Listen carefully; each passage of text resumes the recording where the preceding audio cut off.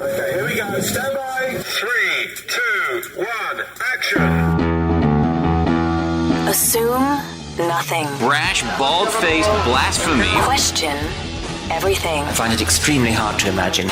Open your eyes. It is quite all right to be an atheist. The fastest growing group of people in the country has been measured as being those who have no belief or who are atheists. You don't have to be apologetic or quiet about it. Challenge the opposition. You see religion on 100 fronts losing the argument. And start thinking. This is the Thinking Atheist worldwide. You know, I'm not getting any younger. So Natalie and I, especially I, trying to get back into shape a little bit. The problem is that the older I get, the less I want to work out and the more I enjoy food. That's the problem. But we've been, especially I've really been trying to do better. And so Natalie says, hey, look, I read or saw somewhere that she knows I'm a big coffee drinker. Love coffee. If you take cinnamon and put it in your coffee, cinnamon's great for you. I read this. Now, here's the problem with coffee. Mine is like candy when I'm finished with it. Yeah, I'm jacking this. I'm Splendid. No, you can't use Splenda. Splenda's terrible. It slows the metabolism. It's actually worse for you than sugar. Crap. Now, I've got creamer. No, what are you doing? You put creamer? Look at all the fat it's got. Oh, God. You know, you just replace the cream and sugar with cinnamon. Oh, it'd be so much more healthy for you. So I tried it today. And here's what it's like. Take a baseball bat and cover it with cinnamon. And then beat yourself over the head with it. I mean, I'm driving down the street with a coffee cup going, oh, my God. Are you kidding?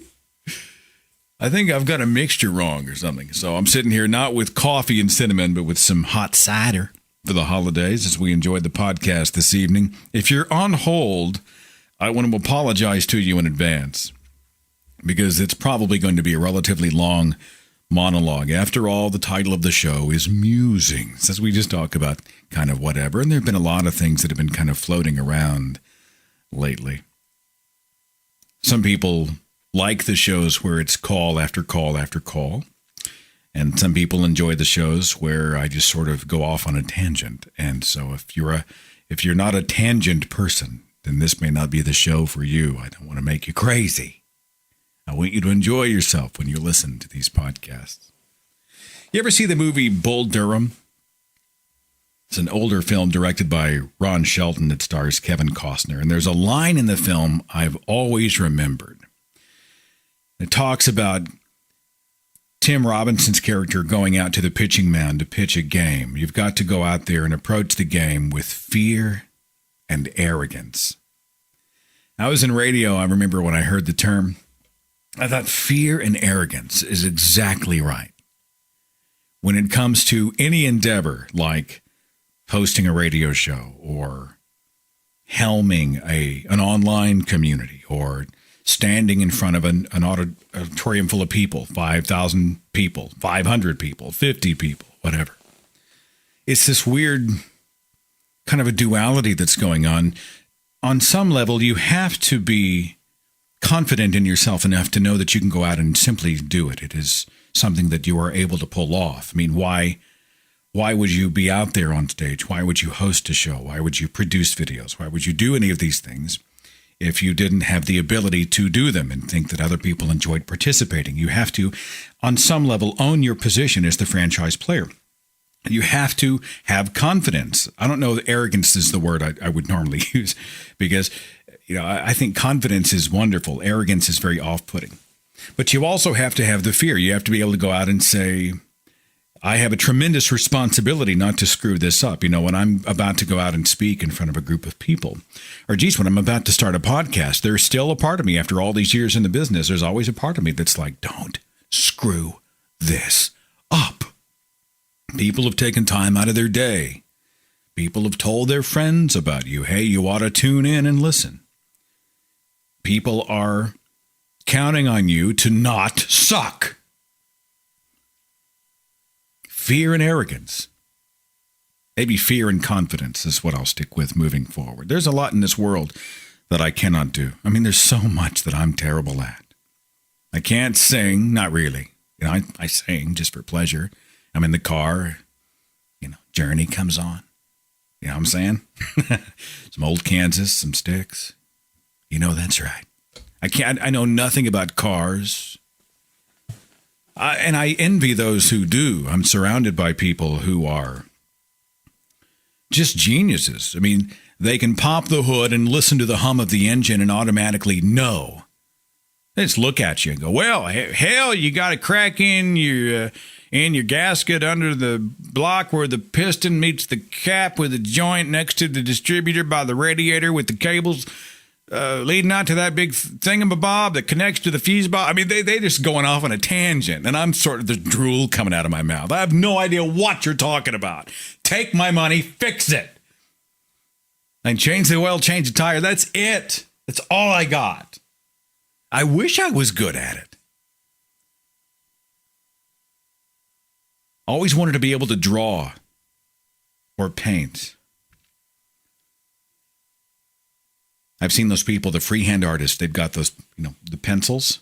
They just sit back and look at someone's face and draw it. And it looks amazing. The shading and the contours of the cheekbones and the eyelashes and the hair. And how do you do that? We were talking about Bob Ross, the painter on PBS, years ago, where everything was, there's a happy little bluebird, happy little tree, happy little mountain, and happy little cabin in the woods, happy little sky, and happy little clouds. I'd like to paint like that. How did he do it? And every time he painted something new, I thought he's screwing it up. He's going to ruin it. Oh, that's nice. I can't do that. You know what I've always wanted? I play some piano. I've always wanted to play the Spanish guitar. Always wanted to play classical or Spanish or some kind of acoustic guitar. I took guitar lessons for 3 months. And the whole time I'm trying to wrap my fingers around the fret, and I'm making noise, not music. And I had no patience. I'm not built like this. I can't do it. I quit. There's some things in this world, and all of us have things in this world that we're just not good at. And I think that's important to know. I saw a speech that was done by John Maxwell a long time ago. Now, he's a believer, but he does have some very good points when it comes to leadership, some points that I still use today. And he was talking about, on a scale of 1 to 10, knowing what your gifts are.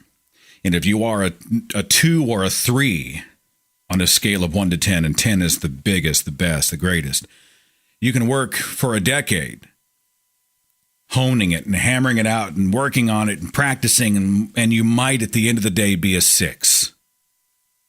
Or it may be a 6.5. Is it not better, a better use of your time and resources to find what you are good at? Let's say you are already a 5 or a 6 at working on cars, or at calculus, or at building houses. I don't know, whatever your gift is, for Pete's sake. And you hone that skill. And at the end of that tenure, at the end of that gauntlet that you put yourself through of honing your skills, now you're an 8 or a 9 on a scale of 1 to 10. People, as he said, people stand in line for 9s. Find what you're good at and focus on it. There's a lot I don't do, but there are 2 things that I've been pretty good at in my life. The first thing has been to be a producer. Audio and video. I'm far from perfect. I have so much to learn about how I could do what I do better. I'm humbled by the tremendous stuff I see all over the internet, all over television, all over Hollywood. You look at that stuff and you just realize where you are in the scope of things. But at the same time, I know I'm able to do it. I'm confident I can put together a compelling piece that can hold somebody's attention for between 4 and 7 minutes. Something that's hopefully standing out quality-wise enough to maybe one day rise above. We'll see. I was a kid. Dad used to have this cassette player, and it wasn't like a cassette tape that you would hold in your hand. The cassette player cartridges were huge. I'll bet the cassette itself was close to a foot wide, and it looked just like a tape that you used to put in your tape deck in the car, except magnify it. It was huge. And there was this tape player, and it was about the size of an old overhead projector. It was a beast. It was a beast. And the microphone looked like an old CB radio microphone. Had the coiled cord that came out of it. I dug that thing out of the attic. I don't know where he got it or how long it had been in storage. And, of course, once I got my hands on that as a kid, we were doing all sorts of stuff. We were producing, we had the soundtracks playing on the record player in the back, and we're all doing the voices, and we're all going back and trying this and doing special effects with whatever, props we could get our hands on. It was one of those things. And when I was in college, I remember taking a broadcasting class. The instructor took me aside. He said, I can tell right now that you're going to be a producer. You're going to spend a lot of time in the production room. I mean, I was able to sort of figure that out early enough that I could use it to my advantage. I'm learning something new every day, trying to not screw it up. Fear and confidence. The second thing I was good at pretty early was communication. And I'm not really sure how it happened. I suspect it has something to do with the fact that my father is deaf and does not sign. Let me paint the picture for you. He had nerve damage in his ears when he was very young. My father did. And he didn't want to learn sign language. He didn't want to be part of, I'm putting words in his mouth, but I know my father. I know that it was because he didn't want to be part of a community that he felt was segregated from the rest of the world. He didn't want to be the person who did not read lips and could not therefore participate. And he would go to the deaf class or the deaf group or what have you. And I think he was a little stigmatized by that. And he therefore did not really want to learn. He wanted to be able to read lips and just look at you and know what you were saying. And he was very good at it, despite the fact that his hearing was really terrible. And it progressively got worse until he was able to hear nothing, just about nothing by the time I was a teenager. And so we as children had to be able to communicate. I mean, you're sitting across. There is no small talk, by the way, in our house. It was always heavy stuff, theology and whatever else. I mean, you got these heavy theologian conversations at dinner. Trust me, I'm wanting to talk about girls and stuff, not with my parents, but I was wanting to talk about other things. But it was always these heavy subjects, and you had to be able to be understood. You had to use economy with your words, open your mouth, use good diction, know what you wanted to say and how you wanted to say it, get it out, be clear. And I think a lifetime of that, a youth filled with that kind of stuff over a course of time, it trains you to be able to put the pieces of the puzzle together in the best way for that particular environment, so you're not wasting anybody's time and you're not confusing someone. And before I knew it, when I was in junior high, I was already on stage in a private Christian school, doing my little bit for chapel services. And by the time I was a freshman in high school, I was speaking in public for Youth for Christ. And I was, we were doing the youth days in church where you went up and had a sermon given by a person who was in the youth group who on many occasions was myself, just out there. And I look at some of those days, honestly, and I resent them a little bit because I see how little I knew. I was a minnow in this world. I was this teenager. I was this kid. I mean, what do you know about the world in seventh grade? Why the hell am I on stage talking about Jesus? I can't drive a car. I can't do anything. I haven't had a job. I haven't traveled. I don't know anything. But, the church likes to get these young, fresh faces, and they found a kid who could communicate, right? He's the poster child. Well, let's put him up there. He's a nice young man. He'll be a great representative for the cause and inspire other young people. So I was always thrust out there in front of everybody. It was exhilarating at the time. Geez, who wouldn't think it was a rush? But looking back, I kind of resented. I think I was being used. I didn't know what I was doing. I didn't know what I was saying. I hadn't vetted any of the information I was giving out. I was out there just giving them happy Jesus stories and happy Bible verses, and we'd pray.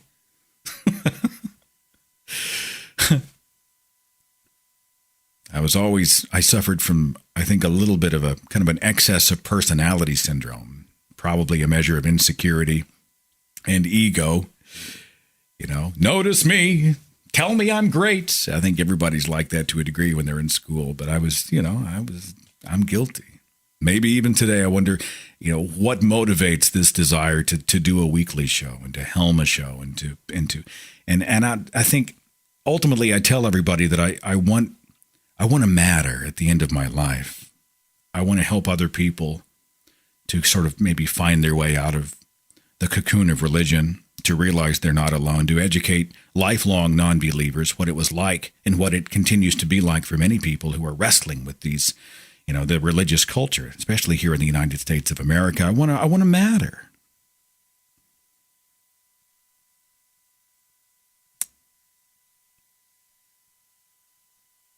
I had some people ask me if I would ever write a book. Now, we live in a culture where everybody's got a book. But I started about a year and a half ago writing down the story of, for lack of a better way of saying it, what the hell happened?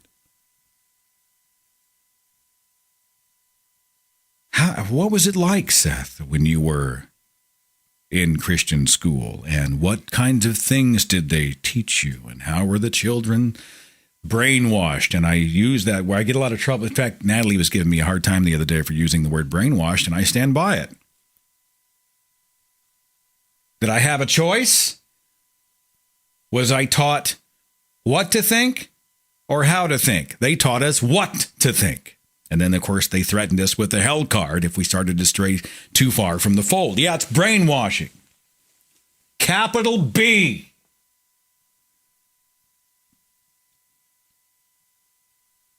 What's Christian radio like?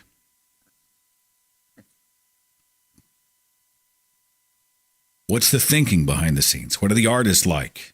I've noticed that they do a lot of things like pop music does it. Is that coincidental?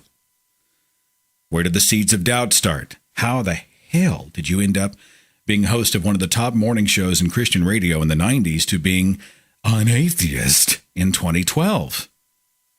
Speaking out against the very things you used to cherish.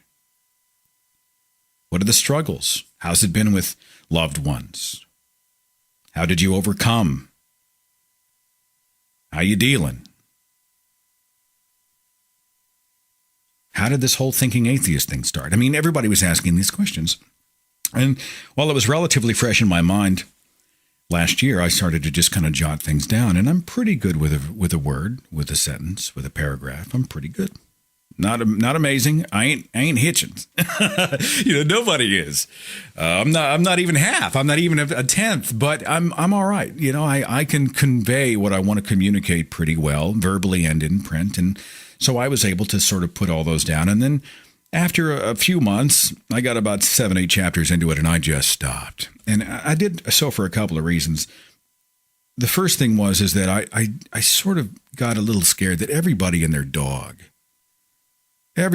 dog's dog has written a book. Does anybody care? Would anybody give a shit? Is this an exercise in narcissism? You're just getting off by being an author. It's like, I don't know that I want to throw myself into that lion's den. Thank you very much. People have already heard the short version of my story. They already know where I'm at. And as things got really busy in my personal life, I just put it on hold. And it sat there for about a year, a couple of months. But enough people kept saying, you should tell your story. Really tell it. You should tell it. But last summer, I picked it back up. I took a look at it, and I read it, and I thought, hey, it's pretty good. I was like, hey, I'd read that. So I hammered out the rest of it. And I finished it, I don't know, I guess I finished it about 2 months ago.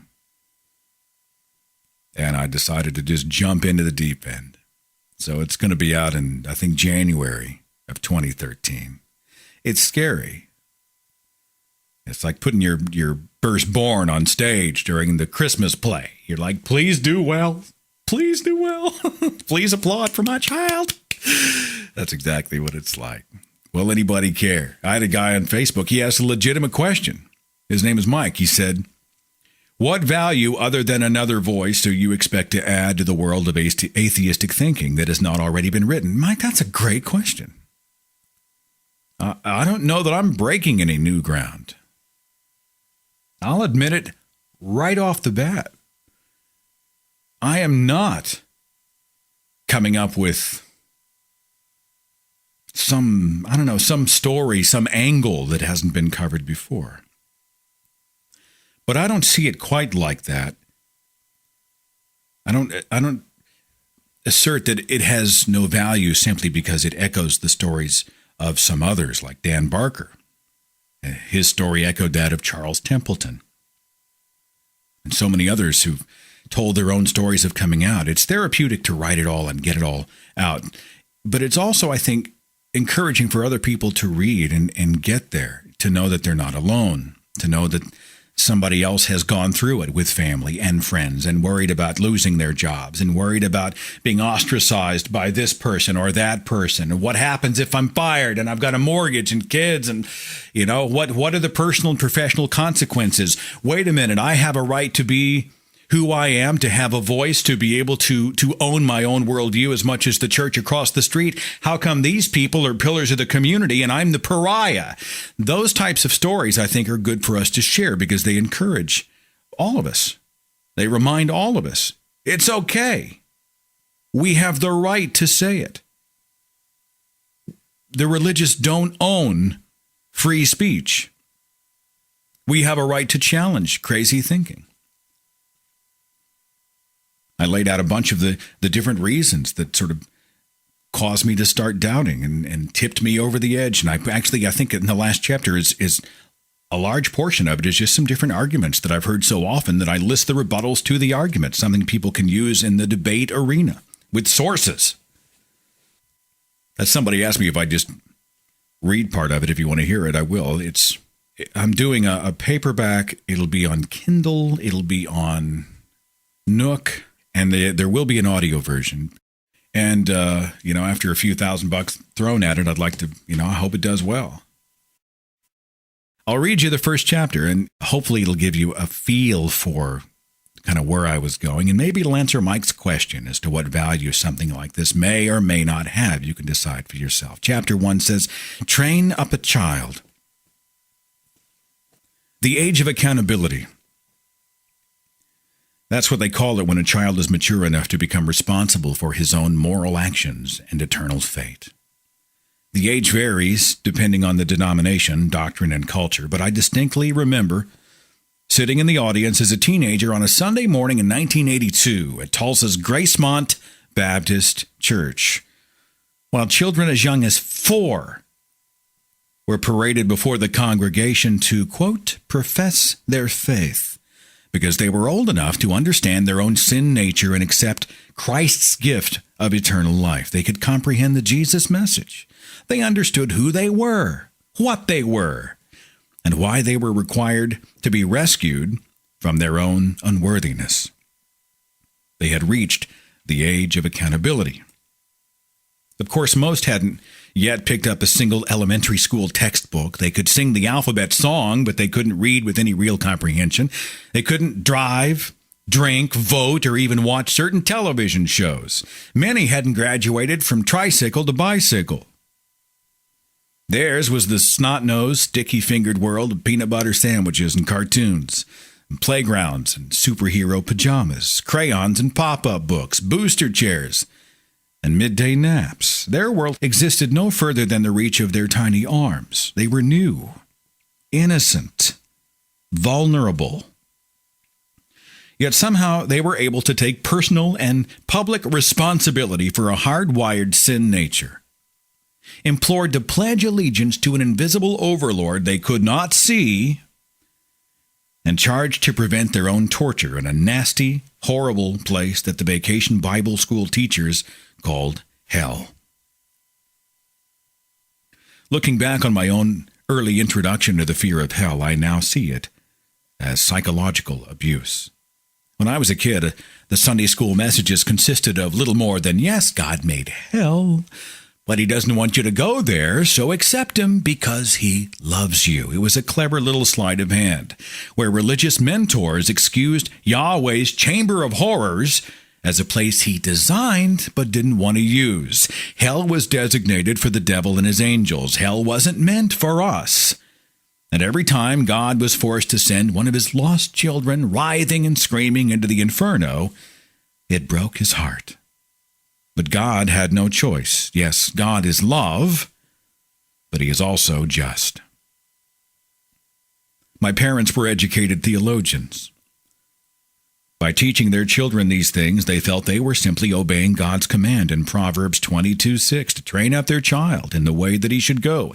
Anticipation of heaven and fear of hell were healthy, natural, normal. When you're 5 and contemplating hell, concepts like proportionality exist far out of reach, well beyond climbing range, unknowable. No young child can digest or discern whether such overt sadism is an appropriate punishment for the heinous act of simply being born a descendant of Adam. The Adam and Eve story is presented so matter-of-factly inside the template of disobedience and punishment. It all just makes sense to a kid. In the Garden of Eden, God made a rule. Adam and Eve broke the rule. They were bad. God punished them. Now we are all bad. We all deserve punishment. This made sense. This was my reality, and as far back as I can remember, I knew that I was born a sinner, unworthy, undeserving, and I felt so very fortunate that Jesus came down from heaven to save a wretch like me. Even though I had no idea what a wretch actually was, I knew it could not be good. My parents treated the teachings of the Bible as hard, concrete, indisputable fact. God was real. Satan was real. Adam sinned in the garden. Noah built the ark. Jesus was born in a manger, died on a cross, and is coming again. Jesus would return. Heaven and hell awaited the dead. My whole life would be spent in thankful servitude for a gift I did not deserve. It was Stockholm Syndrome for kindergartners.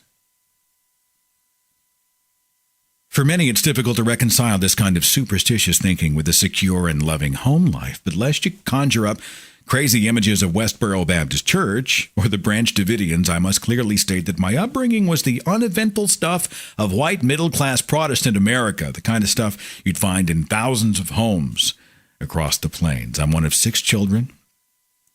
I'm a fraternal twin, a mere 5 minutes younger than my counterpart, a sister. All of us were raised in a cocoon of security, love, and support, our parents wholly dedicated to our care, and genuinely eager to see each child grow into adulthood, a well-rounded, happy, and Christian adult.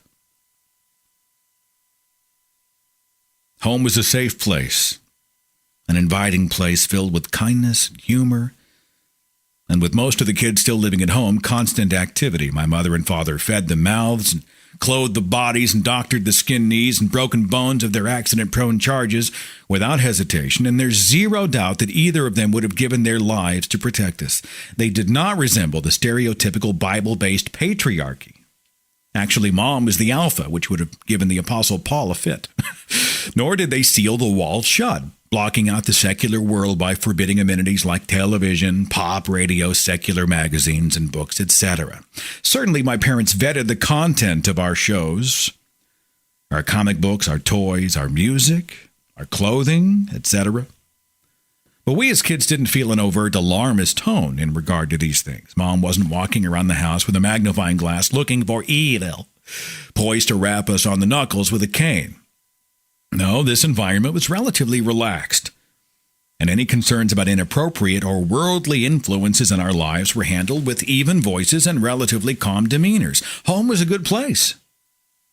And my parents deserve tremendous credit for the love and security they provided in an atmosphere that was, in many respects, normal Don't get me wrong, it was a conservative home. It was a conservative, religious home. Peppered throughout our genuinely happy and secure environment were striking, sometimes even alarming, Bible-based philosophies and teachings. Some were benign and somewhat sensible. Others were not. There was no swearing. Darn was even considered inappropriate, as it was obviously a substitute for the other D word.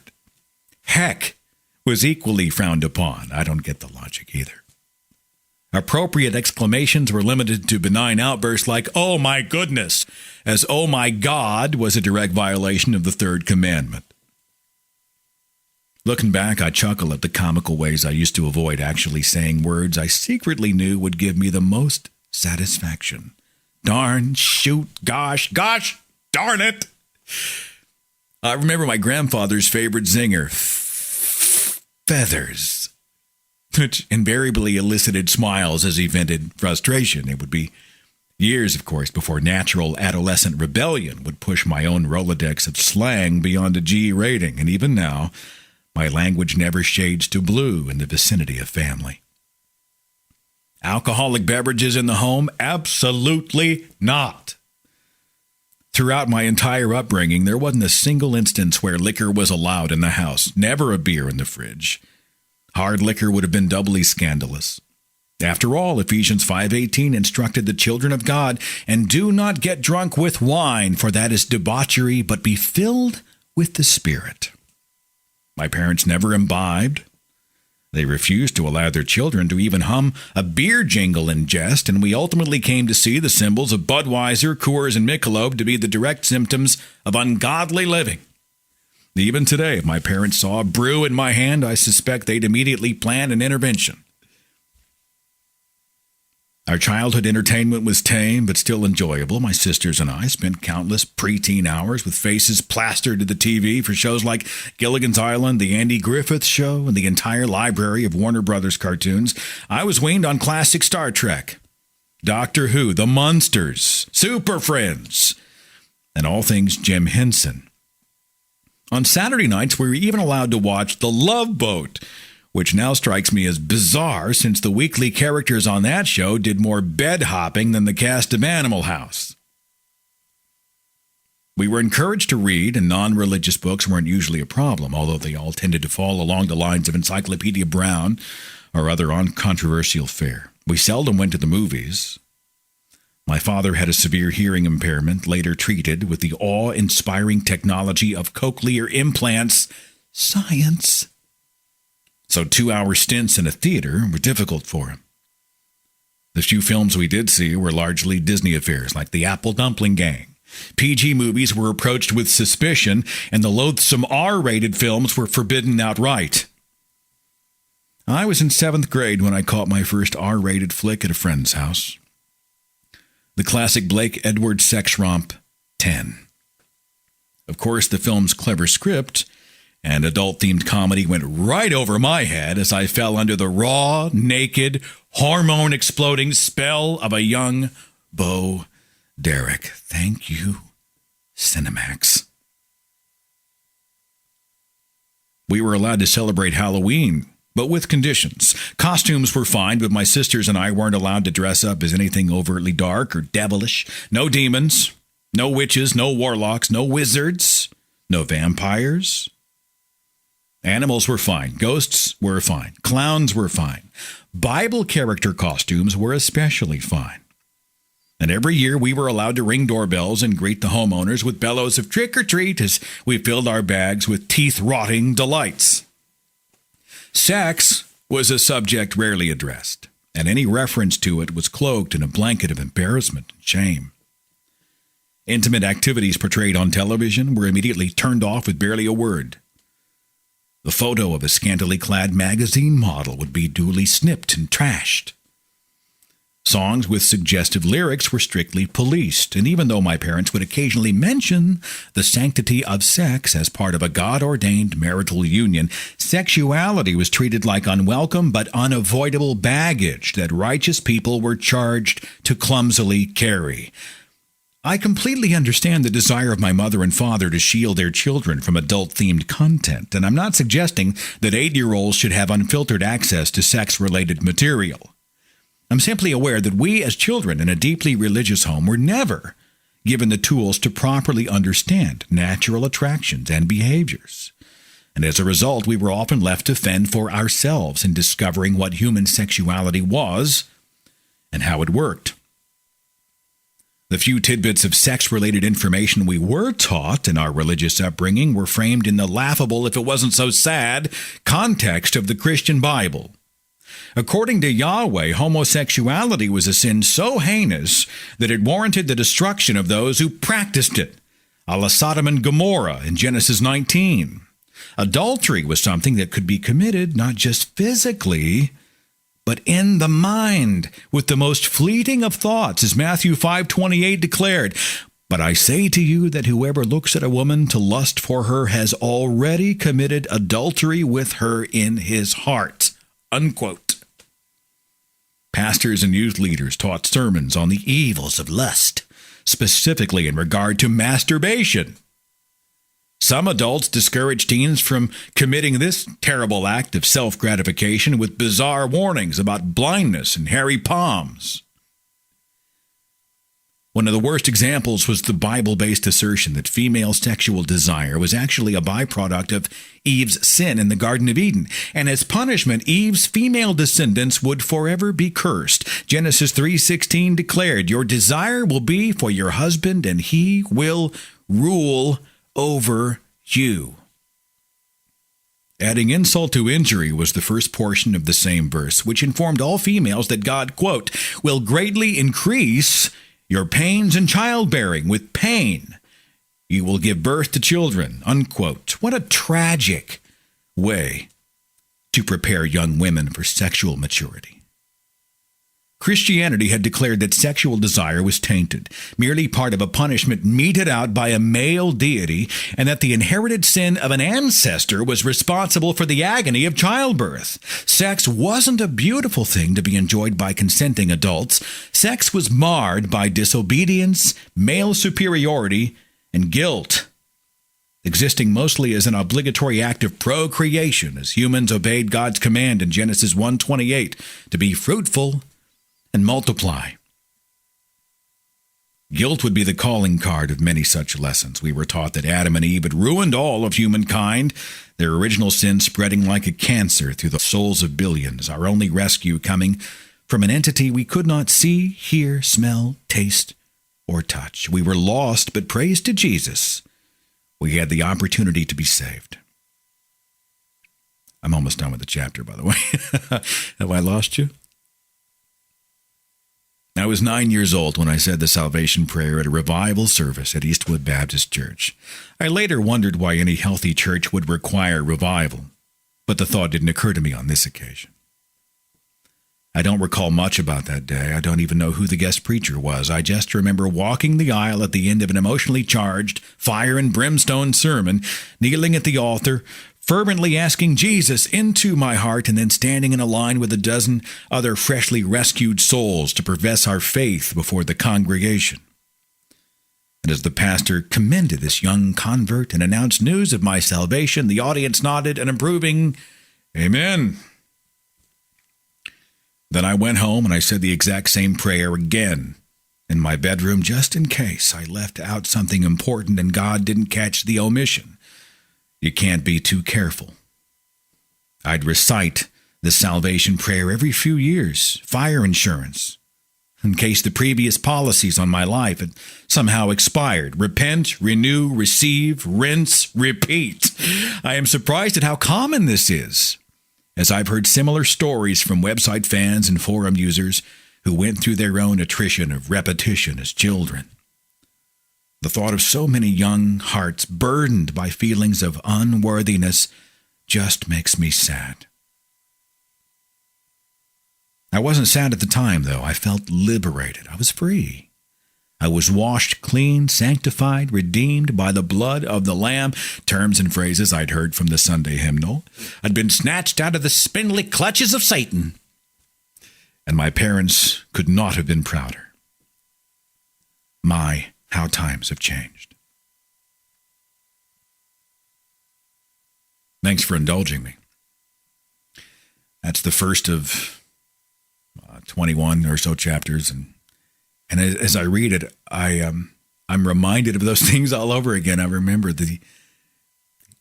it's hard to qualify and quantify for people what a religious home is like when you are loved and cared for. And I mean, my parents would take it. They'd go into a burning building. They would give everything. They'd give everything for us. They would give everything for us.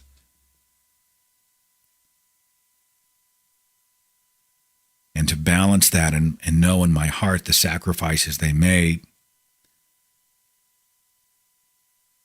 this is the blood, sweat, and tears that they put into trying to raise the very best kids they could raise, and knowing how they must feel.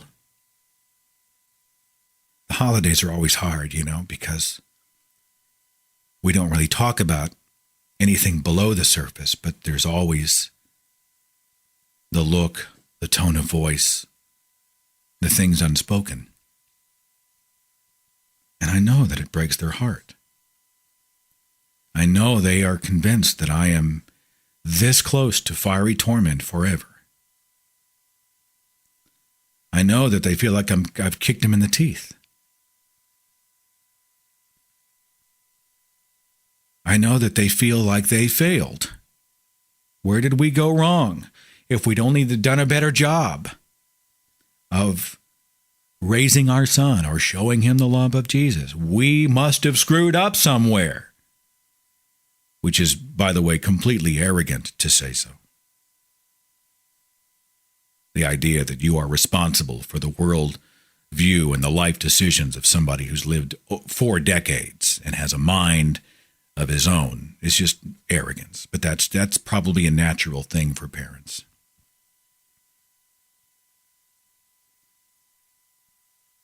And part of me, honestly, doesn't want to say anything about how we were taught the pledge to the Christian flag in the Bible at our earliest ages, hand over heart, right? Being programmed like a computer hard drive. I pledge allegiance to the Christian flag and to the Savior for whose kingdom it stands, one Savior, crucified, risen, and coming again to give life and liberty to all who believe. This is a pledge they taught us as children. And there's a pledge to the Bible as well. And they would hold they'd have the flag out next to the American flag, and they would have the Bible, and they would hold it out. You'd put your hand over your heart, and you would pledge allegiance. Did we know what an allegiance was? We were kids.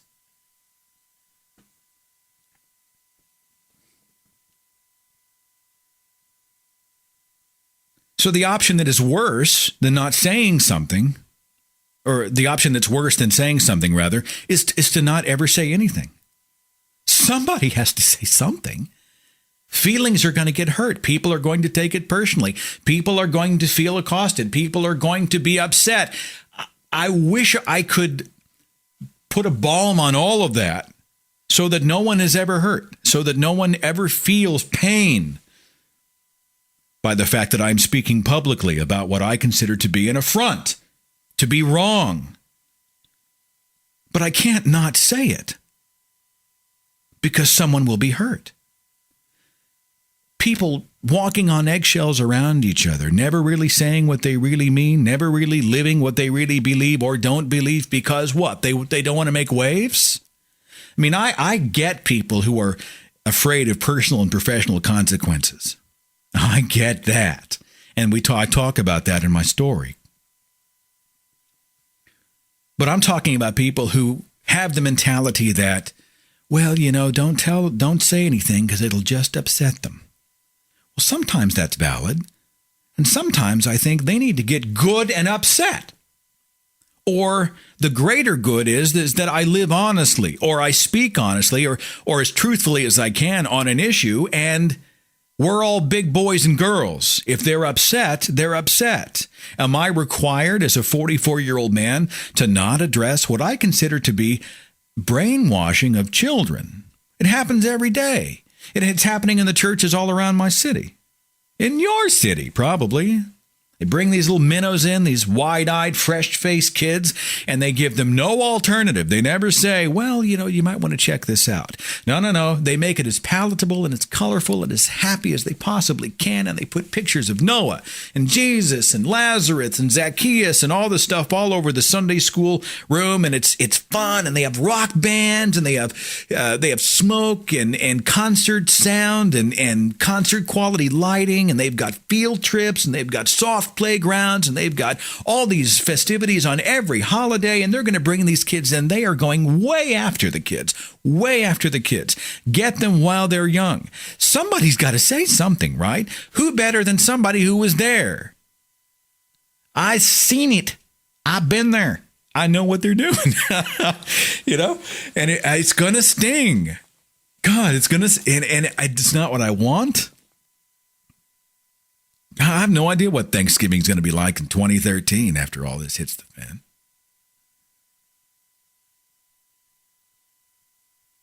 When I was a kid, I was taught what to think. I wasn't taught how to think. Like this guy who sent me the email on Noah's Ark. I'll bet you real money he's a product of a Christian environment, surrounded by people who agree with him, right? Who never really challenge him outside of the scripture. They actually talk about, how extensive was the flood? Was it a global flood or was it a regional flood? They're still talking about the flood as if it's a fact. Now they're just talking about the semantics over here. Do you believe that Jesus will come before or after the tribulation? What's your perspective on Scripture? When you start with Scripture as the source, and you're never tested, you're raised in a bubble. Later on, somebody brings to you a legitimate point of view that's outside of your little membrane of happiness, and you think they're nuts. You're not at all prepared to have a conversation about it. The first thing you do is circle the wagons. You go on the defensive. Not my God. No, you'll never. I don't care what evidence you present. You've heard him say it, haven't you? I don't care what evidence you tell me. I don't care what evidence I don't care what you say. I will never. I'm sorry. You mean if Jesus Christ sent you an email and he said, I don't exist, or after today, I won't exist. You wouldn't exist. I don't care what you say. I've made up my mind. I've started with the answer. Somebody's got to say something. Will it make a difference? Hell if I know. Will it be well received? I don't know. Will it matter? I hope so. I'm also a believer that people who sit on their hands and never take risks never get anything done. And people who get things done fail a lot. You find people who are some of the most successful people on the planet. Look at their histories. I'll bet you real money they have failed and failed miserably many times. I'm okay with it. Let's just see what happens. I was nervous when we started the podcast. I was nervous when we did this. I was nervous when I did my first speech. I'm thinking, if I just continue to not take the risk, I'll look back in 20, 30 years and think, well, I missed an opportunity. And it may or may not happen. It may or may not matter. But it's worth a shot. I'm going to give everybody a chance to talk a little bit about the upcoming holidays, as they are often difficult when you are a non-believer with religious families. And if you look at our podcast schedule, and I'll list them on the Facebook page if you'd like, or you can just look up the Thinking Atheist at Blog Talk Radio. You'll see a list of shows. We're going to talk about, I called the show The Elephant in the Room, and that's the show next week, the Tuesday before Thanksgiving, as we talk about the challenges of going and spending the holidays with relatives. Or maybe you don't. Maybe you've cut off, or they've cut you off and you said, screw it, it's not worth it. And in December, we're going to talk about the Christmas holiday. We do this every year, but because it's 12 months between shows, I think it's worth a revisit as we go back and kind of wink at the Christmas traditions that have nothing to do with Jesus Christ. And I was talking to a buddy of mine today, and he said, I'm going to start keeping it like a tally, an unofficial tally of every time I see on Facebook somebody say, keep the Christ in Christmas or put the Christ back in Christmas. It's the argument about the Xmas. Of course, had they bothered to do even a brief Google search, they would realize that X is Christ. It's actually the start of the Greek word for Christ. X is Christ. It's not Xing out Jesus. But people are so busy to get indignant and declare a war on Christmas. I can hear Fox News already. Everybody's going to be like, it's a war on Christmas. So damn atheists are out there taking baby Jesus and nativity scenes out of fire station lawns because they hate Jesus and they hate Christmas. And we're like, no, I love Christmas. I love the holiday. I don't really do the Jesus thing. But I enjoy, a little Bing Crosby White Christmas playing in the background. We got the fireplace. We got the gifts. We got the tree. We go look at Christmas lights. You know what I'm saying? I get that. And, of course, if you go to a believer and you say, by the way, did you realize that Jesus Christ was not actually, if he was born at all, wouldn't have been born on December 25th? Oh, my God. They just see him start to vapor lock. Yeah. Oh, no. Put the Christ back in Christmas. It's a war on Christmas, people. So we're going to talk about that in December, plus some other stuff. And a show I'm calling the Fireside Chat, where we just sit around and just talk about whatever. And unlike this show, where I've gone on for about 60 minutes already, it'll be really about you. You can call and just tell me what you think about 2012, about the community, what you love, what you hate, what's going on in your life. Is there anything you're passionate about, something on your mind, something in the headlines? You want to talk about anything, I'll just open it wide up and you can sound off, and I'll do my best to get as many calls into that show as I possibly can. Okay? Thank you for listening. I thank you for listening. I looked at October of this year. We were over 270,000 downloads of this show. And people tell me I listen when I'm driving or I'm at the office and I've got a boring job, and so I listen to the podcast. And when I'm done, I go back and listen to them again. Or, I'm working out, I'm on the treadmill, I got the podcast going on and the iPod or whatever. And to hear that, I tell you, thank you. Thank you for listening. This community would not be what it is without you participating in it and listening and supporting each other. You go to the Facebook page. People will come and literally say, help, right? They show up and they say, I need someone here to help me. I have a situation. I need some advice. I need information, a rebuttal to an argument, or I'm having family trouble, or you name it. And you should see this community. These aren't the haters. These aren't the malcontents. These aren't the people that are filled with venom and hate humankind and they all want to be God, so all they think about is themselves. These people rally around each other. I'm so thankful for the last 3-some years that we've had, and I don't know what the next 3 years have in store. I have no idea where we're going. Probably some successes and failures, some decisions that were brilliant and some that were absolutely, what are you thinking, stupid? Yeah, I don't know what's going to happen. But I'm glad you're here for the ride. It looks like 2013 may be a good year. I certainly hope so. Thank you for being patient with me.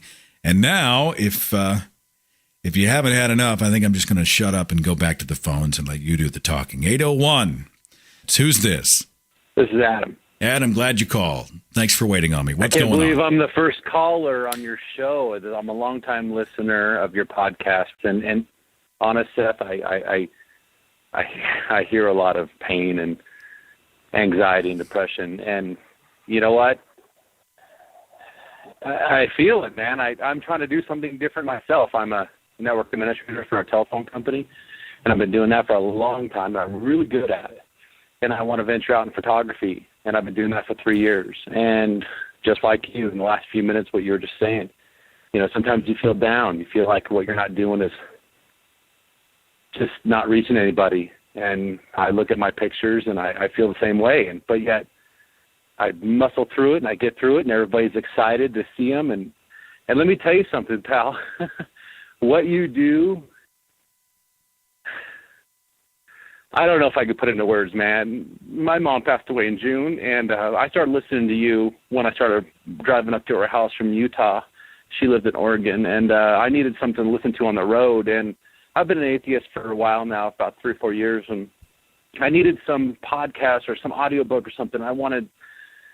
And I found your podcast, and I mainstreamed them. Man, I just freaking injected them all into my veins, 14 hours up to Portland. And I listened to them, and I'm like, this guy is absolutely right on.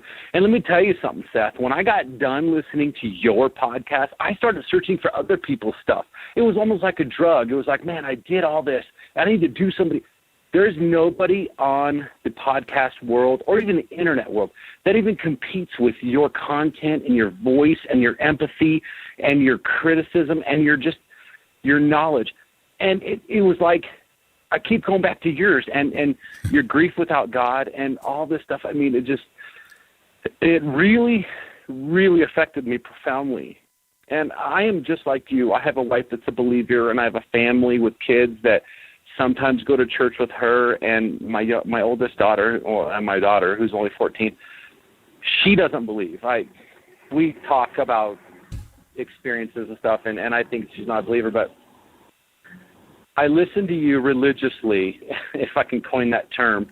Every week your podcast's released, and this is the first time I've actually able to catch you on air and actually call in. I just want to say, dude, I know what you're feeling. Life is stressful. The winter, the bullshit with life and all that stuff. Just keep going, man, because what you're doing is affecting people worldwide profoundly.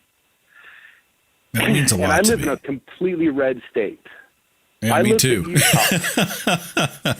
No, Utah's the only state. There was not. I mean, I know some Obama supporters here, and I'm an Obama supporter, and I'm thinking you are probably too. But anyways, we're not going to get into that right now. But there's a whole bunch of people here that voted for, somebody because of their religious faith. And I live amongst all of these people. And it takes every ounce of my energy not to tell these people, you believe in something that's absolutely ridiculous. Every single day of my life, I go to the grocery store, I'm my next door neighbor, or I go to a party, and you are my 1 hour or 1.5 hours of safe haven. Well, I do the same thing with this community. I mean, my 90 minutes a week sort of, it's like you got to top off the tank and get ready for another journey until the next time you get a chance to go fill up. You have set a standard for me that I cannot possibly live up to, but I will tell you that the idea that you listened and enjoyed what you listened to and that it meant something that much to you makes my day. And I'm tremendously grateful for you. Thank you. It's more than that. And I look forward to the day that I get the opportunity to meet you and shake your hand and possibly give you a hug and just say, thank you, Seth. No, and I'm a you hugger. Just keep doing what you're doing. A hugger. I don't linger, but I'm a hugger. I'm all right with that. Adam, right. I so appreciate you, my friend. I won't take too much of your time, buddy. You go take somebody else's all call. Right, thank you very, very much. All right, take care. The chat room's going crazy. I'm not an Obama fan, no. I did not vote for Romney, no. And somebody said Seth's a Republican? Hell no. I have a very odd kind of a nuanced view, and that's a whole other show. I was talking to Aaron Raw about it the other day, and he and I think, were lamenting the fact that people religiously and politically want to sum each other up with a letter or a word or a brand, when so often worldviews are complicated. People come to them in, kind of complicated ways. I would hope so. I mean, I know some people who are very simplistic when it comes to on both sides, who are very, very bumper stickerish. But most people, I think, have they have a nuanced view on abortion. They have they have a nuanced view on how government should work, what the role of government is, what a president should or should not be, what a Congress should or should not do, Everything from should we have a popular vote or an electoral college? I mean, there are people who have normally pretty nuanced opinions. And so we tend to label each other. We tend to put each other in a box because it's easier to then vilify someone or to marginalize them. And unfortunately, the people who do fit the stereotype, and they are out there, and again, they're on both sides, they tend to reinforce the stereotype even more. And that's a challenge. 250, you're on the Thinking Atheist radio podcast. Who's this? This is Tyler. Tyler, you're on the air. What's going on? Hey, I'm 15 and I'm from Canada. I've been meaning to call in for a while. And I want to talk about Imagine No Religion 2. The event we did last summer, yeah. Yeah, back in May. I heard about this on Facebook, and I really wanted to go, but my dad didn't want to pay for the 2 tickets. So I actually offered to pay for my own ticket, and I had a blast. It was just the atmosphere was amazing. I feed off of the chance to go out and connect with people one-on-one at those events. It's such an honor. And I'll tell you, I'd like to take the religious people who believe that community does not exist outside of church. I'd like to drag their asses into something like that, or the Reason on the Rock event, or the Oklahoma Free Thought Convention, or the Reason Rally, or the American Atheist Convention, or Texas Free Thought, whatever, and show them the attitudes and the smiles and the love and the hugs and the support and the people who are good, moral, wonderful people, and show them that church stereotype is totally shattered and totally wrong. And I'm so glad you had a good time. I'm so glad you were there. Yeah, I really enjoyed your speech that you did. Well, you're the one. So you're the one. Oh, thanks, man. It's a version of the speech I did at the Oklahoma Free Thought Convention, which is on my YouTube page. If anybody wants to, you got an hour to kill and you're that bored, you can go check it out. I've got a lot of pretty slides in it. Okay. And the one thing I'm most proud of about that speech was I was able to put together, sort of encapsulate in a very short amount of time, some of the quick refutations to the theist arguments that we hear so often, and I'm sure you hear them as well, right? Albert Einstein was a Christian. Darwin had a deathbed conversion. Hitler was an atheist. There are no transitional fossils. All of these different arguments, and we just sort of did a machine gun, boom, boom, boom, boom, boom, all the way down this list with quick rebuttals and sources. And so if that would help any of our listeners, that is on the YouTube page. The speech is called Scrabble on the Space Station. Just Google that or YouTube that and you'll find it. Glad you went. I'm glad you had a great time, and I'm grateful for the kind words, my friend. You take care of yourself, okay? Okay. All right, take care. By the way, for those who are interested, in Kamloops, British Columbia, they are going to do an Imagine No Religion 3 event, and that should happen, I think, summertime of 2013, and I think I'm going to help Bill and the folks up there put together a promo for it, because that's what I do. And to see if we can get some people up there. I know Aaron Ra is going to be part of the speaking lineup. And don't ever discount these events, these conventions, conferences, gatherings, what have you. There are some people who are like, they're just like church. No. And don't ever, ever, ever give up. Don't ever surrender to the church the opportunity to get together as people. We are communal creatures. We are relational creatures. And there is nothing like getting together, exchanging ideas, hearing perspectives, asking questions. Hell, some of the best parts of the conferences are Q&A. People walk up to the microphone and ask great questions, and we hear great answers. We have dialogue and conversation. We're sharpening our knives. We're making each other better in the arena of ideas. Do not let anybody say, these conventions are everywhere. What a pain in the ass. What a waste of time. Absolutely not. Go, enjoy. Man, if I could, I'd be at every one. I missed Skepticon this last weekend. I just couldn't get there. Too much life stuff going on. I would love to have been there. And if you get a chance, be there. 330. You're on the Thinking Atheist radio podcast. Who's this? This is Taylor. Taylor, what's going on, my friend? I was just calling because you were talking earlier about having to walk on eggshells around people and all that kind of stuff. And actually, just after you did the podcast, The Bloody Bible, I had posted that one part, almost verbatim, the bit about the passage that the Westboro Baptist Church uses to justify, like, the kill the gays and all that kind of stuff. Well, I posted, like I said, almost verbatim the whole, let me refer you to this chapter if you don't think that's really in the Bible. And a former friend of mine now responded with this whole rant about how disgraceful it was to be going through the Bible and cherry-picking the bad parts because it teaches a life of love and forgiveness and all that kind of stuff. He's picking the love verses and you're the one cherry-picking? I don't get that at all. Well, that's not even the best part. The best part was the fact that he said he's having a hard time being the man that the Bible tells him to be with people like me around. And I'm thinking, well, no shit, you're having a difficult time being the person it tells you to be. You're gay. Just completely ignoring all of the passages that condemn him personally. I mean, not only is he gay, but he's also half black. So, I mean, the whole slave thing, let's not even go there. Wait a second. Hang on. I need some clarity here. All right.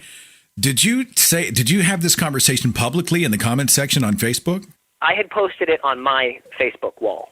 But when you called him, is he openly gay? Yes, he's openly gay. Okay, he's openly gay and he's defending the Bible? Yes. I just want to pause for a second, everybody. Let that sink in. Just take a second and let that one sink into the skin there. That was my reaction. The disconnect between the verses of Scripture and the people who hold the Bible up as their moral guide and the book they defend is really, it's the same thing with people who are, they say they love life, and yet they celebrate a God that cuts people's heads off and sticks swords into the beating hearts of babies and has teen girls kidnapped and raped and burns people alive for picking up twigs and all of these types of things. And then if you bring it to light, you're not actually showing them documentation, aka evidence in their own Bible. You are the one cherry picking. It's very difficult, I think, to break through, but it doesn't mean we shouldn't keep fighting out there. Anything else? Just the fact that he seems to be of the opinion that people who aren't believers have no right to read the Bible in the first place. Is it that we don't have the leading of the Holy Spirit to properly interpret it? Is that his take? I'm guessing, but I mean, I went to Catholic school since I can remember. I never really bought into any of it. I always read it the same way I read Jack and the Beanstalk, but I'm pretty sure I know where I'm coming from. Yeah. Well, it's an interesting story. Probably happens more often than people realize. Thanks for sharing your perspective, and thanks for swinging for the fences out there. I'm glad you're on our side for reason, my friend. Thank you for everything you do. Your show, R and Raw, and Thunderfoot were pretty much the three big things that got me to stop hiding myself. Just remember that you're not alone out there. All right, my friend? Okay, thank you very much. Take care of yourself. You too. I've had some people say that they would like me to do a podcast where I'm speaking to a religious person. And I'd love to. I really would. The challenge that I have is I don't want a parrot on the show. I don't care for the debate format. All right, you'll have 2 minutes to give an opening statement. And after your opening statement, your opponent will then have 2 minutes to give his opening statement. And then you will each be asked a question, or you will ask each other a question. You will answer the question, and then the questioner will have 30 seconds to... I mean, come on. That's not my forte, first of all. It's not. I'm not good at it. I don't want to listen to it. I'm guessing you may not either. Some people are great at it. Hitchens was great at it. Christopher Hitchens was great at it. He transcended the format of debates. What I want really more of is... I want to get inside your head. You get inside mine. Let's talk like real people. All right? We're sitting over coffee. We're talking. And there are not a lot of people, at least not in a circle here, where I think either they know about me or trust me, who will come on the show, who will have that kind of...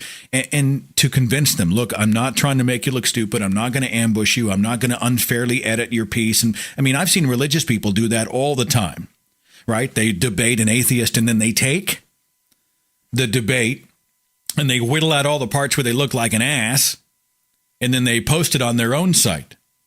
No, I don't do. In fact, if I ever do it, I will make sure that I have third parties on both sides recording the whole damn thing, everything, every minute, to keep me honest. And I usually go back and whittle down the podcast for YouTube after the fact, just a little bit for content. If there's a technical glitch or an or an or a call goes too long, or there's just a moment where I feel like we lost momentum here, I'll go back and shore it up a little bit. But for that kind of show, hey, I'll give you my word. I'll make a pledge at the beginning. I'll put it in writing, whatever you want, that nothing will be touched. We'll just talk. But I just don't want to parrot. I don't want some presuppositionalist type who walks in and asserts right off the bat that the Bible sounds like craziness, but we know it's true because the invisible sky wizard reached down and touched me on the head. Because that's what they say. Well, that's not a discussion about where you're at. I had somebody ask me to come and do a show with them, an interview on their show. This was probably 4 or 5 months ago. And I didn't vet the show because the show had skeptic in the title. I'm busy. I'm juggling over here. I'm trying to keep up. I'm prepping podcasts, producing videos. I'm trying to do what I'm managing the store. I'm taking care of my family. I'm working a 40-hour week. I'm traveling for work. I'm doing all these other things. Look, he's got skeptic in the title of his show. So I appear. Is he a skeptic? Not so much. Guy was into all sorts of batshit crazy stuff. Membrane of consciousness all around the universe. And what? What are you talking about? He wasn't interested in having a conversation. What happens is you walk into an arena like that and you have an agenda. So what you do is you beat somebody else over the head with your verbiage, or, you throw a bunch of stuff at them, and it's all about convincing. How about we just talk? How about we just get inside each other's heads? Empathy is important sometimes. You've got to know what perspectives are like, and then challenge each other honestly, like real people, like friends. And I have a lot of religious friends who are stellar people. Stellar people. I would trust them with my life, people. People who deserve more than the bumper sticker asides that we often throw at them. People. Somebody like that. Hell, pastor. Somebody who's involved in ministry, a mission. Somebody who will talk like real people. I'm down with that. But I'm not interested in the cookie cutter debate format, and I'm not interested in giving some climber time in the spotlight because they are essentially seeking notoriety, piggybacking onto somebody else's work. And the YouTube's full of them. They bait me all the time on the comments section. Will the Thinking Atheist accept the challenge? Or is he a coward? This is how they operate. Seth Andrews walks away from science debate. I told one guy, and it was just because the conversation had gone on too long and it was getting rather acerbic, but I told him, I'm like, look, I'm walking away from your interview request like I would walk away from like a 72 Pinto. It's probably not going to get me to my destination, and it just might explode at random. 619, you're on the Thinking Atheist radio podcast. Who's this? Hello? This is Kyle. Thanks for waiting on me. What's going on? Not much. I'd like to say first, you've been a huge inspiration. Watching your video, the story of Susie was actually the thing that got me to come out of the closet. Really? Yeah. Well, it's been 3.5 years, and Susie's still making waves out there, man. That's so exciting. That's awesome. Awesome. Thank you for that. What do you think about all this? What do you got? Well, on your account of your life, from what I know, you come from a religious background, right? Mm-hmm. Yes, I do. I'm actually 17 right now, and I'm sort of in a religious climate. Not really. My dad's sort of an agnostic. My mom's, she says that she's a Seventh-day Adventist Christian, and she goes, but the thing is, she believes, but she doesn't try to force it on me or anything, so she's really cool about that. The thing is, I was never really that religious until I probably hit the age of 8 or 9 or so. That's around the time that I was starting to get exposed on a huge level to, Seventh-day Adventist Christianity. And don't get me wrong, these are great people. They believe, and living a healthy lifestyle. They think that you should be kind to everybody, and I agree with that. I'm not crazy when I say that most religious people are wonderful people, usually despite their holy book. Oh, yeah. I mean, I completely agree with that. I have a lot of friends who are still very religious who I hold very dear to. Yeah. So you sort of got into it when you were close to 9, 10 years old, and now you're 17, and you're what, a full-blown atheist, or what? Well, I guess on the Dawkins scale, I'm sort of a de facto atheist. Mm-hmm. The way I feel is that I was always afraid to come out because at school, I go to a Christian school, I didn't really want to be ostracized from my group of friends, because I know a lot of them were very hardcore. And for the first time, I read a Dawkins book. I have it right here, Unweaving the Rainbow. And it's kind of what got me to start questioning in a way, you know what I mean? Yeah. Yeah, I know what Dawkins books are like, trust me. The God Delusion was one of the instrumental ones for me, so I get it.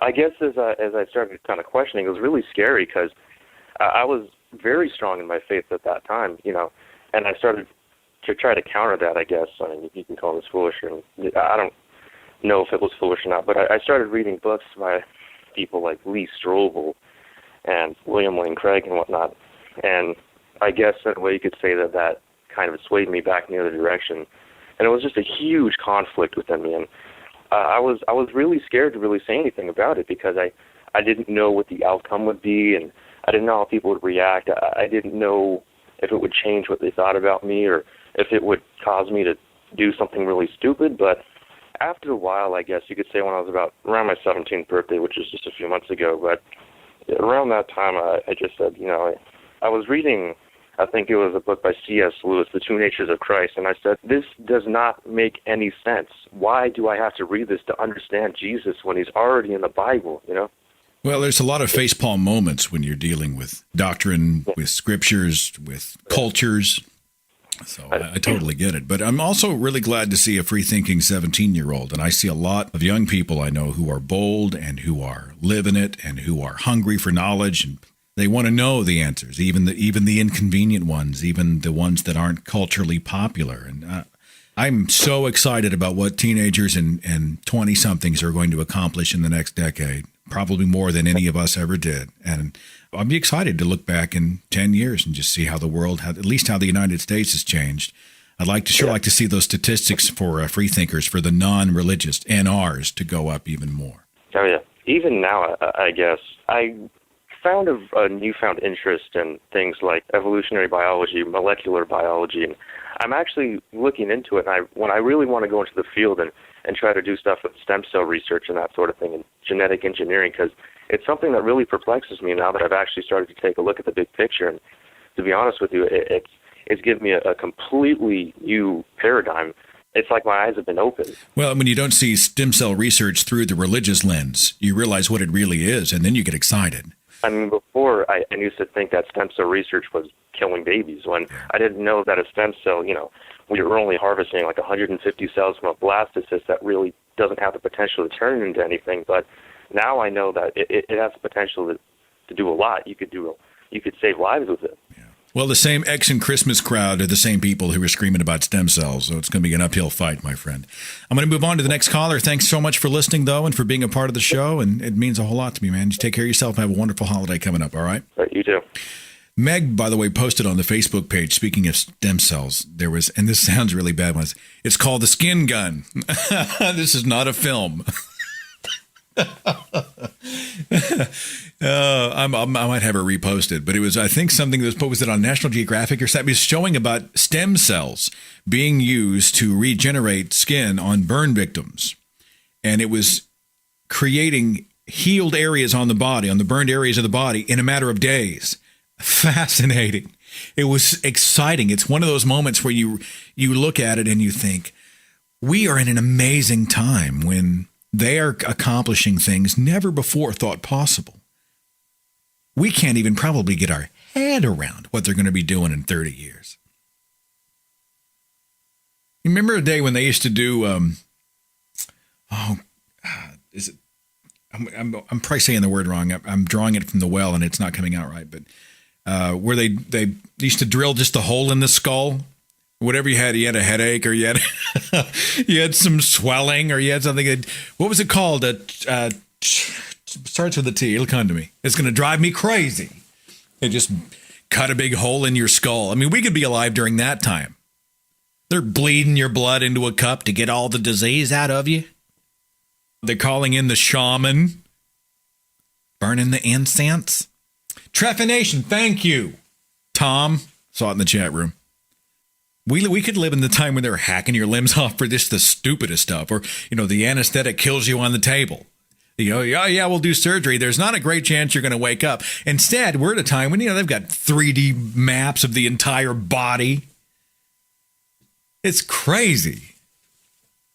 God, why would you hold on to this archaic book of magic spells written by anonymous primitives when you live in an era where science is providing something new, something to get excited about every stinking day? 678, thanks for waiting. This is Marcus. Marcus, thanks for waiting on me. What's going on? Nothing much. This is like my first time actually getting through, man. How you doing? Well, I'm holding my own, my friend. Doing well. What's on your mind?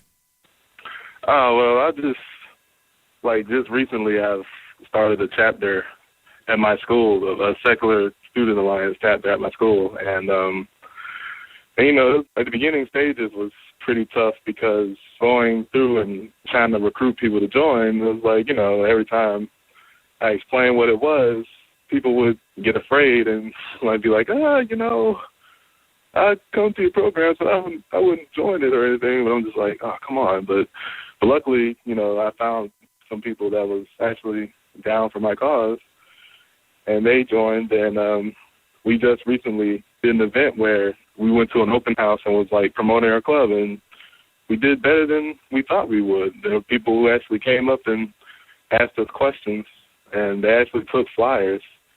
So I was pretty amazed at that. I mean, it all went pretty well, except for one woman briskly walked away from me when I tried to explain the club. But other than that, yeah, we talked about her earlier in the show. I don't care what evidence you show me. I'll never stop believing in my God. I can hear the sound of her voice in my own head. Though, there's so many people, I think, who are sort of in the shadows, watching in the perimeter, struggling. And I think when you provide something like a group like you've provided, you make it okay for those people who have questions to, they get a little emboldened and they come out and they say, look, psst, hey, can we talk? I've got some stuff on my mind. I mean, so it matters. What you're doing out there makes a difference. And trust me, even if it's only 5-10 people, it still matters, man. You keep it up. Anything else for me today?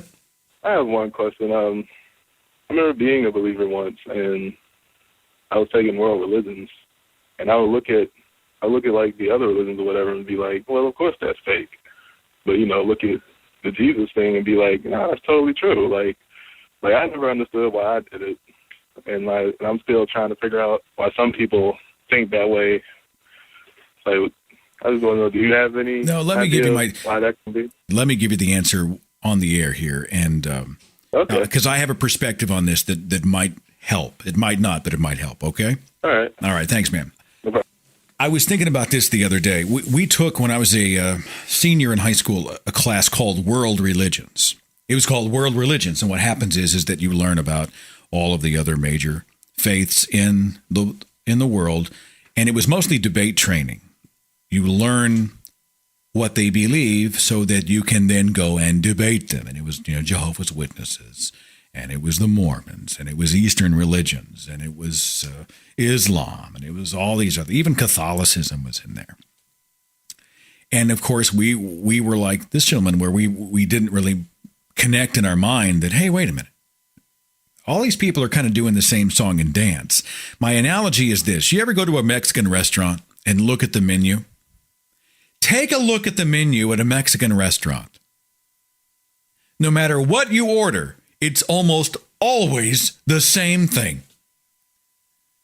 Well, honey, would you like a taco? Okay, what's on it? Well, there's a tortilla, ground beef, lettuce, tomatoes, and salsa. Okay, that sounds good. What else they got on the menu? Well, there's an enchilada. Really, what's on it? Well, it's tortilla, beef, lettuce, tomatoes, and salsa. How about a tostada? What's on it? It's a tortilla, beef, lettuce, tomatoes, and salsa. Arranged in different ways. different proportions of ingredients, but it's mostly the same stuff. I love Mexican food, and I find myself always going, it's all the same stuff.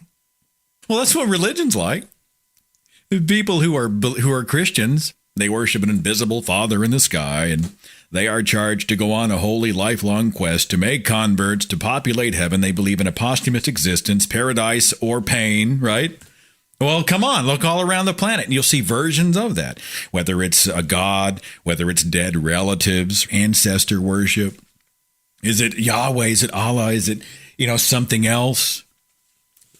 Do you have this holy book or that holy book or this holy book or that holy book? Or do you pray to the east or do you pray here? Do you pray aloud? Do you pray softly? Well, they're all praying. They're all flavors of the same thing. The same ingredients, fashioned different ways. That's what religion's like. Almost always. That's the analogy I use for what it's worth. It might be wildly inaccurate. I'm sure if it is, I will soon hear about it. Random tangents on Skype. I'm Anna. Anna Johnstone. I'm calling from the United Kingdom. I'm so glad you're on the phone. I'm going to let you finish out the show with me today. What do you have for us? Well, it's going right back to the beginning of the podcast. It was more on what you said about doing something worthwhile. You want to be remembered. I mean, I can completely understand that. That doesn't sound totally egotistical or insecure. I mean, I guess we all want to matter, but... Well, it depends what you want to be remembered for. I mean, there are so many people out there who are famous just for being famous. Thinking, what are they doing? It's completely normal to want to be remembered, especially by friends and family, but you're providing a service. And you're giving up your own time to do it. It's costing you money to do it. Well, and the other thing... Yeah, but it also serves me and feeds me at the same... I mean, you know what I'm saying? I mean, it's not... Like, yeah. I make some income on the YouTube videos and from the store. It's not like I'm sitting over here in the corner wearing rags, eating breadcrumbs going, I just need to make another video. It's not like that. But I'm just saying it ain't as glamorous as many people say that it is. And it is my passion. And I think we should all find something in their lives that drive us, that we're passionate about. And to a fault, I'm passionate about undoing the damage that religion is doing. Are you the same way? I mean, are you just driven to say something out there? Yes, I'm a blogger as well. I've got my blog that's being sadly neglected at the moment because I have no time. I think I'm going to have to give up sleeping or something. Sure. Because I'm in the middle of an OU course, right in the middle of an open university degree, because the plan is when my children are in school full time, I plan to start training to be a teacher. In order to do that, I need to get the degree first, but I have to do that through the OU, which means giving up my own time. And you try and concentrate on anything when you have a 3-year-old boy in the room.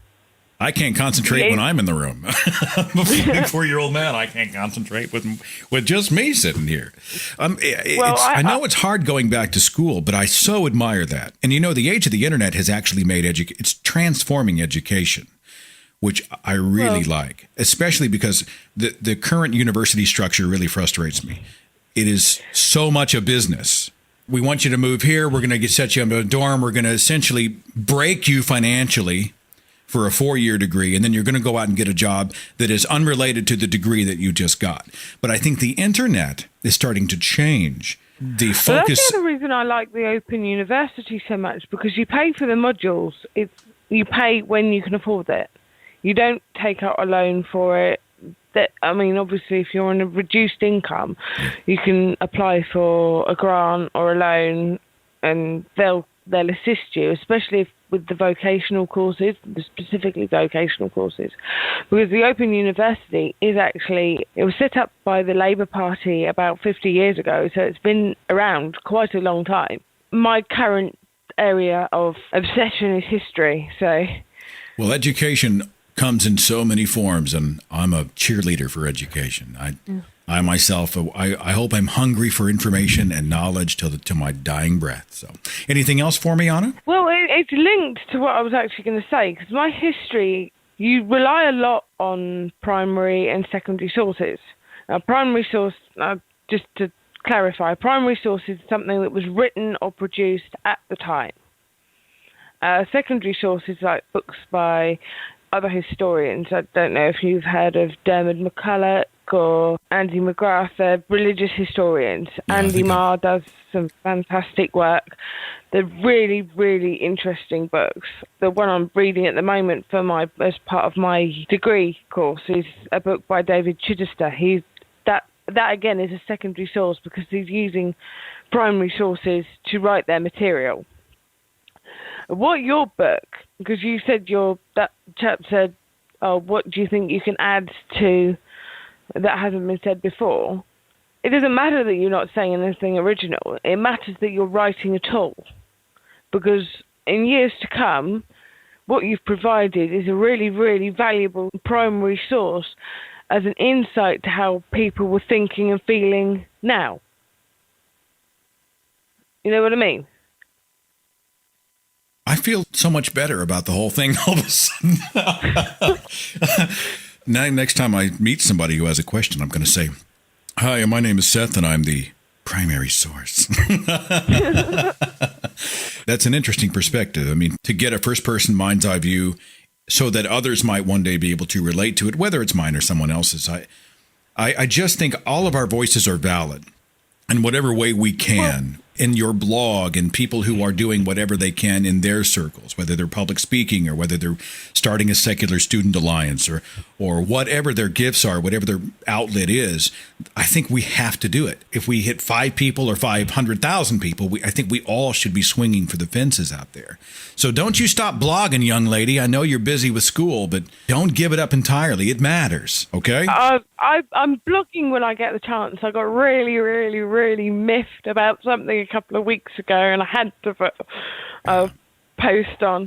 Well, it means a lot that you're a part of the community. I see your post online, and it honestly makes my day, and so has your calls. So I've got a couple minutes left. Anything else before I close up shop here? Well, no, it was just those two things. Sorry to rabbit on about you. Not at all. At you. Not at all. You're a tremendous encouragement to me, and I really am grateful. You're a great way to cap the show. So all my best to you, young lady, and take care, all right? Thank you. Bye-bye. All right.